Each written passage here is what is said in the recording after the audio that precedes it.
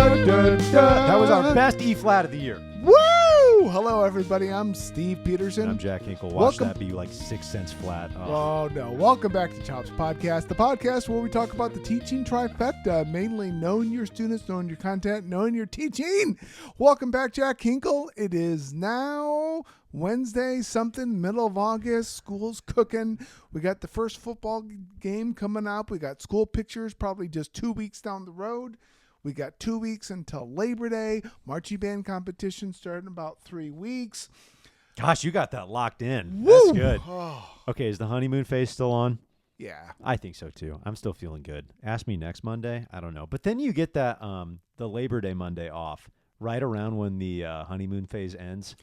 That's luscious. Whoever decided that to be like the third week of school, like every year. Right. Thank you. Thank you Right. for your service. Yeah. No, things seem to be going well. This is day 6. We're teaching now. We're learning. Well, I'm teaching. I don't know if they're learning, which probably doesn't mean I'm teaching, but stuff's happening. The BenQ board is on. The instruments are being played every day. And you're playing, you got tunes and jazz band, you got music in the folder. Oh, we are reading, dude. 2 How- seconds to midnight.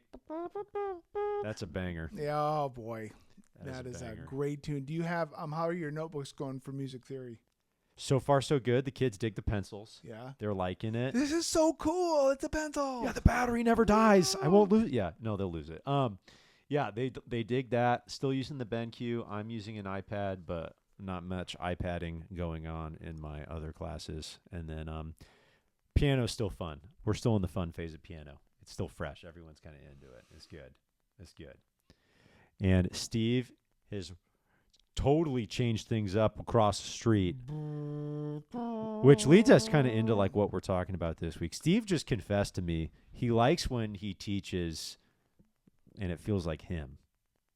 He doesn't like when he teaches when it doesn't feel like him. So you started doing some things this year in the Move Up Academy, and your students called Aspire, that are different but are more like you. Right. Walk us through the changes you've made.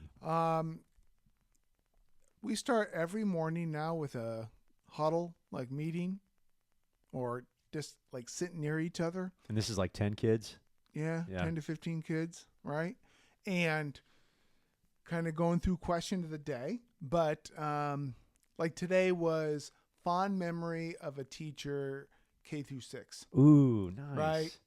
And the staff participated. And we're not at the point where everybody is participating. Okay. Right? And that's okay. We're learning.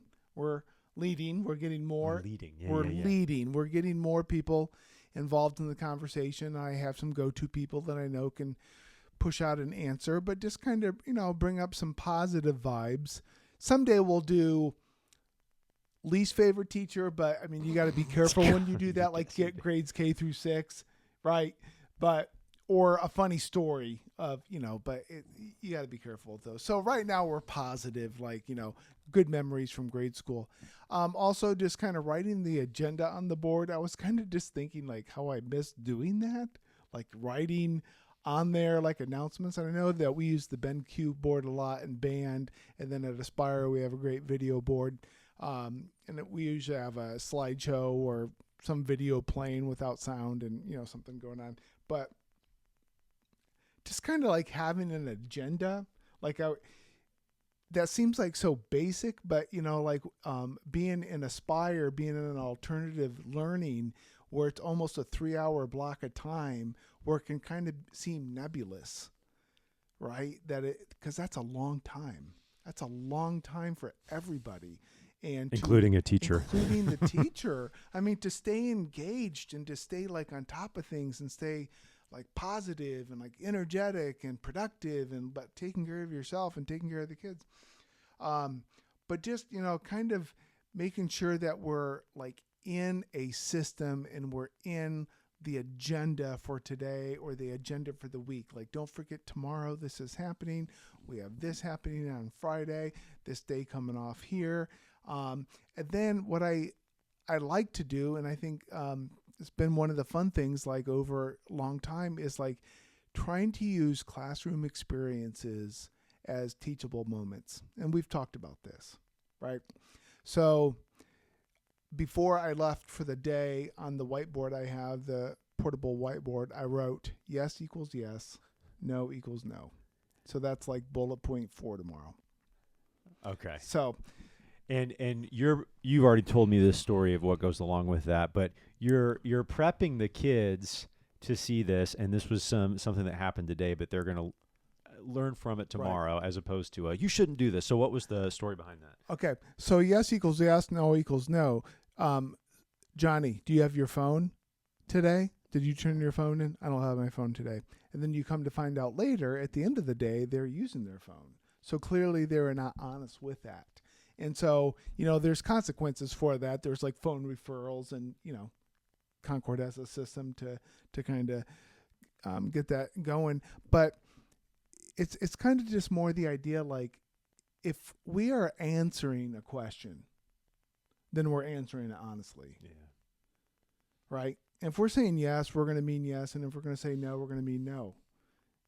And how'd you teach that? I didn't yet. Oh, That's right. That's tomorrow. tomorrow. How are you going to teach that? I'm going to say, if I say, I'm going to use the phone example. Okay. But like the students are building trust in me. And you want me, when I say I'm going to do something, I do it. I'm going to copy this test for you. I'm going to copy this guided notes for you. I'm going to contact this counselor or this advisor for you. I'm going to make sure this happens in your lesson plan, whatever. Right? Right. Or, so when I say I'm going to do something, I want you to be able to believe that. And then when I ask you something, I want to believe that. And so we're building up our credibility with each other, since it's new in the year. And it's not like unheard of that students and teachers may not always be totally honest, but this is what we're going for. I think that is so good, and here's why. Because we are teachers, like that's our job. Yeah. Any moment you can find to teach as opposed to scold, as opposed to berate, Yeah. I think you take that opportunity. Right. And how many times kids go through those moments where maybe this is the first time in that student's life that they are unable to have their phone on them. Like maybe that's the first time they're experiencing that, and choosing to lie about it, as we might say, is developmentally appropriate. Yeah. Not a good choice, but then having somebody teach and walk you through that, I would think is beneficial to those students, because maybe that's the first time of them hearing the concept of trust. That could be, and especially in a student-teacher relationship. Yeah. Right? And maybe with a cross-section of students that haven't been successful in the classroom. Right. Which, and a cross-section of students that maybe don't have teachers that they've gotten along with in the past. They don't have like great memories of school. Well, let's change that. Yeah, let's build something. Let's go. build something, okay? And just like today, I had 2 numbers written on the board. And, 6, 7. Yep. Nobody says that anymore. Yeah, that's gone. But like 11 a.m. and 3 p.m. Those are like when our phones come back out. That's when they can approach the bin to get their phones. And I just noticed yesterday or one day, it was like, 10:57 and kids were starting to stand up. And, it's kind of like when the bell's ready to ring and it's like they're making their way over there. And it wasn't bad. It wasn't like egregious or anything like that. But I said, 11 is 11. I said, I want you to be able to get your phone at 11. I said, that doesn't mean 10:59, 10:57. Is it a huge deal? No. But let's just do that at 11. Let's do that at 3. It's the same idea. Of the kids that show up like 10 seconds late to your class. Yes. They're like, I'm not late. The bell rang like 5 seconds ago. Right. Right. And teaching that concept that a little late, while it is, I guess it's better than being a lot late. Late is late. Right. So in teaching kids that from the opposite perspective, like, no, we're going to wait until this time. Because if it's 10:57 today, it's going to be 10:55 next week, and by October it's 9 a.m. Yeah. Remember when Stefan Roos was here and on our podcast, the way we do anything is the way we do everything. Boom. And I know that's a teamwork kind of, synergy. Let's do this right. But I do think about that, and like those little, there's only little things, right? Yes. There's only little only things, little and those things. little things are building towards the big things. And if you're talking about the community and the process and the communication in your class, it's those little things. So, moral of the story is like, you're going to be the most successful when you get to be the teacher that you want to be. Ooh. That you want to be. And I like teaching those moments, but I also like I like having those rules and expectations, but I don't like front loading it. I like kind of revisiting it and saying, this is an example. Well, it's hard to know if you front load it. It's hard to have like some real way to synthesize it, Yes. right? But as you said, having the examples, Yeah. that makes a difference. What are some other things that you've been doing, like to teach more like you? To teach more like me. I use a lot more. Well, I do use a lot of toys, and I do use a lot of treats. I know that sounds kind of lowbrow, but we I want to have be in your class, what we and so do a bunch of dogs. there's no treats, sugar treats, but I guess this kind of creating a culture where it doesn't feel maybe like scarcity. Ooh, okay. Scarcity of kindness. I got to be careful saying that, like, but maybe students then in the alternative setting, when they've been in public school, it's not always been in their mind like a kind setting. Like there's been like a rub that why things didn't go so well at CHS or at the junior high to intermediate school.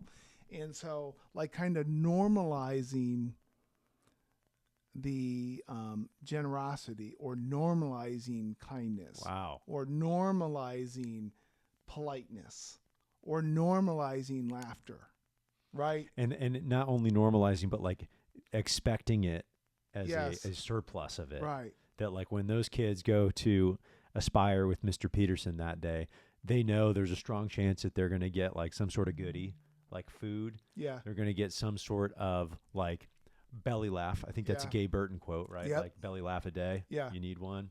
And some sort of like human face-to-face interaction Right. with you. And then eventually, as you continue to teach this skill, like their classmates and their peer mates.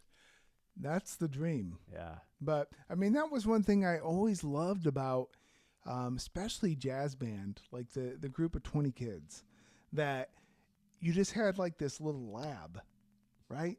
And that you got to kind of help grow it or kind of form into something that you could like imagine or dream and then like help it become reality. It didn't always happen. And you're talking about the kids, not about Not the music. talking about the music, Right. but creating a culture. Like, how do you feel when you're in front of the band? How do you feel? How do guests feel when they're in front of the band?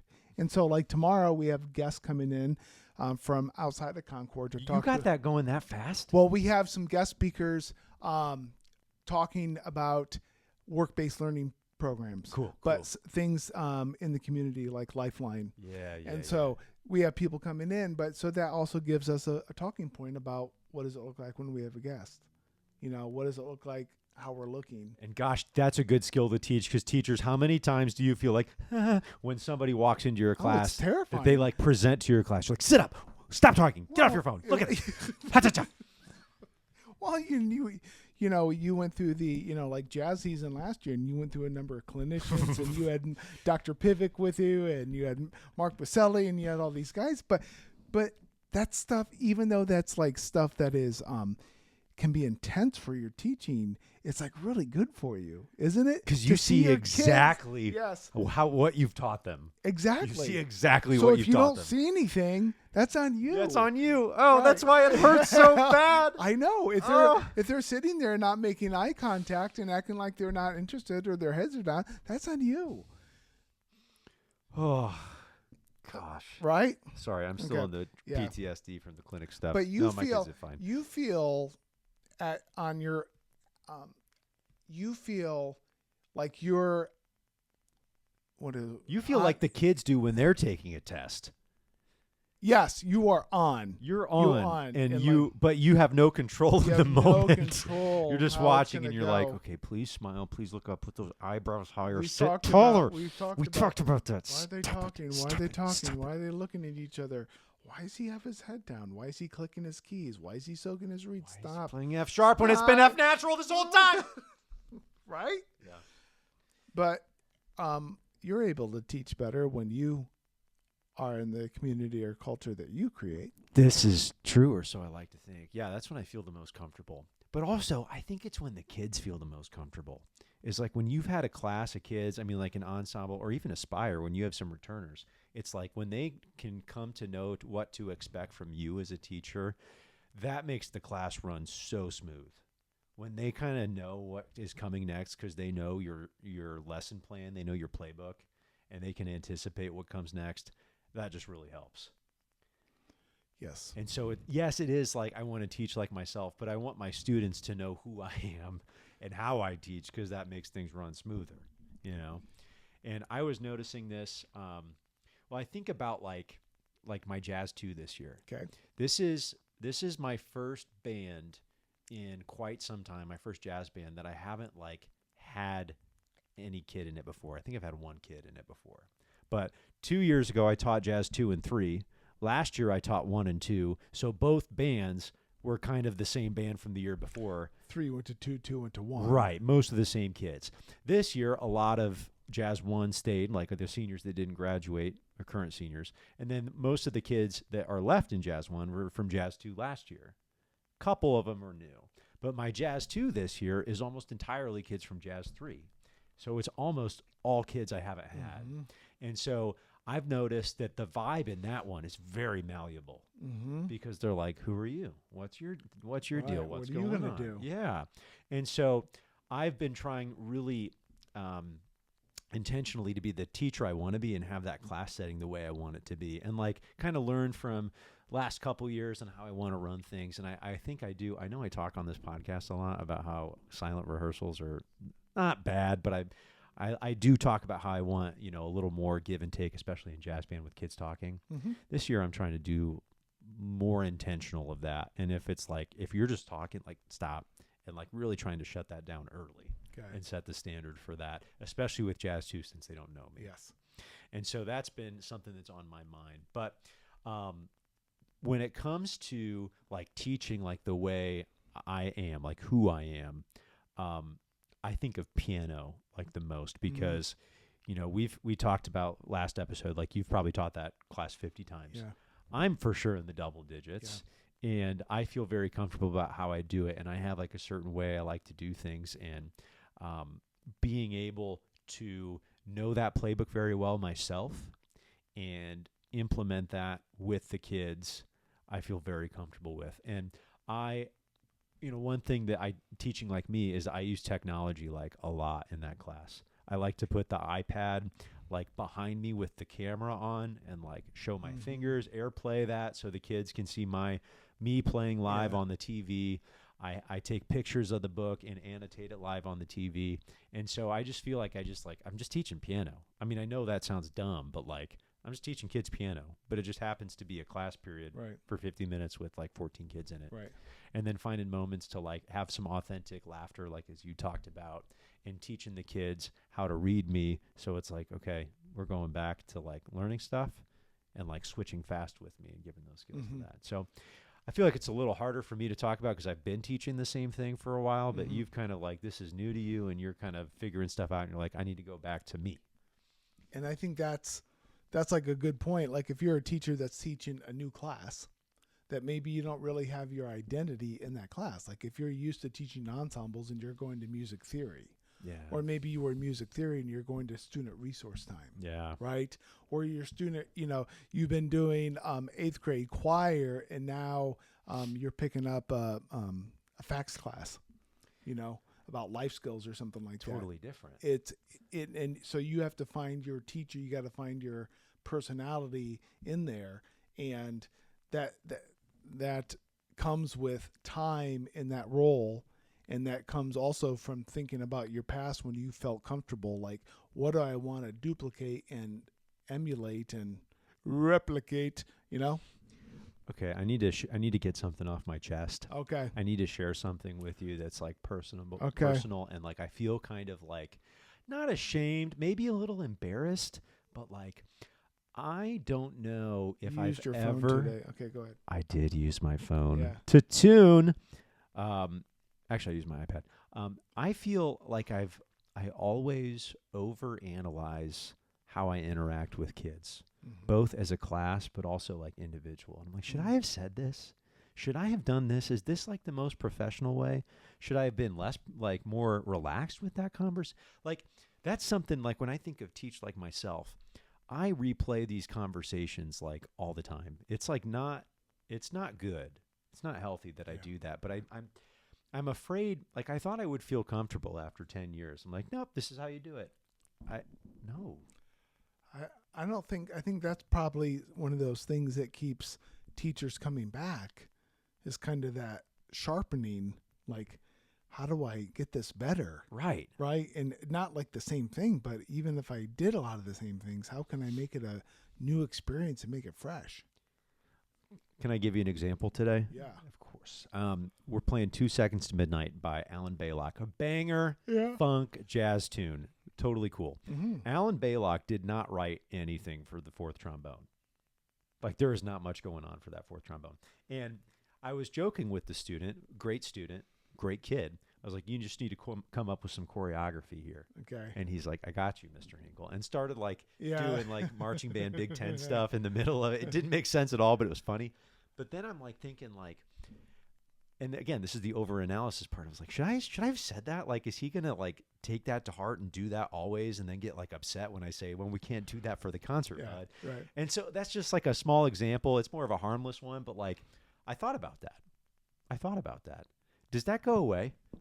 No. Okay. Wise sage, how do you deal with that? I don't feel like I'm the wise sage. I feel like the 20-something-year-old teacher chewing my cheek going, why did I say that? You're so stupid. Why did I do that? Why do you know, like, I know. why, you could have just let that go, or you should have said this or that. And I thought about that with the high brass today. I was having them do ripples to get their Yeah. horns up, but it wasn't good, and it was kind of a joke. But then I'm like, why am I joking about this? This could be serious. I'm like, Right. I don't know. But also when you take the Google Earth view of Yeah. things, you know, like we're looking at things like very up close to one student, and you're like isolating a moment, you know, about a phone or about expectations in class or a conversation you had. And it's like very specific. And you take like a 3-second sound bite and like, I shouldn't have said that, but Yeah. come on. You know, it's like let's get back a little bit, and I'm saying that come on to myself, not to you, like in a I'm with you. patronizing kind of way. Okay. No, that kind of helps. That helps. I feel a little bit better. I feel Yeah. a little bit relieved. I think it's okay to zoom out. Yeah. Yeah. You know, like in Star Wars, the damage doesn't look as bad from out here. You know. That's true. But have you seen Alderaan lately? No. Exactly. They blew it up. I know. Yeah. You know, that's why Obi-Wan Kenobi never found anybody. It's because he was looking in Alderaan places. Oh dang. Looking for love. Little Star Wars joke there for you fans. Okay. So find your voice, right? Yeah. Especially for a young like a new teacher, that is like that's hard to figure out who you are Yeah. as a teacher. Well, and do what you want to do, not what your supervising teacher did.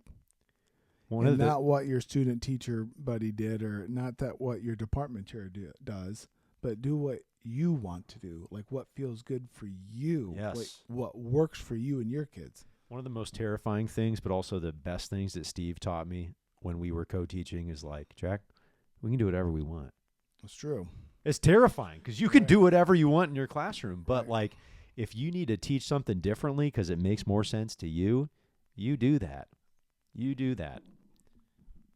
There's not a lot of clear-cut paths and saying do it exactly like this. Right. There's a lot of right ways to do things. Right. And even with our friends in math and English that have things more in a specific curriculum and a timing, but still the presentation or the release of information is still up to the teacher.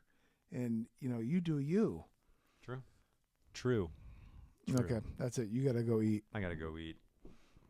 That's right. Well, hey, thanks for listening. Hey, it's been a little while since anybody's rated or reviewed the show. Please, if you have not, tap those 5 stars or 1 or whatever, however many you think, but hopefully 5. And if you want to say something about the show, feel free, please do, on Apple Podcasts. Keep subscribing on Apple, on Spotify, and YouTube. And if you have not checked us out on Instagram or TikTok or Facebook, head over there, give us a like, give us a subscribe. Super. Okay, so for Steve Peterson, Jack Hinkle. we're out of here.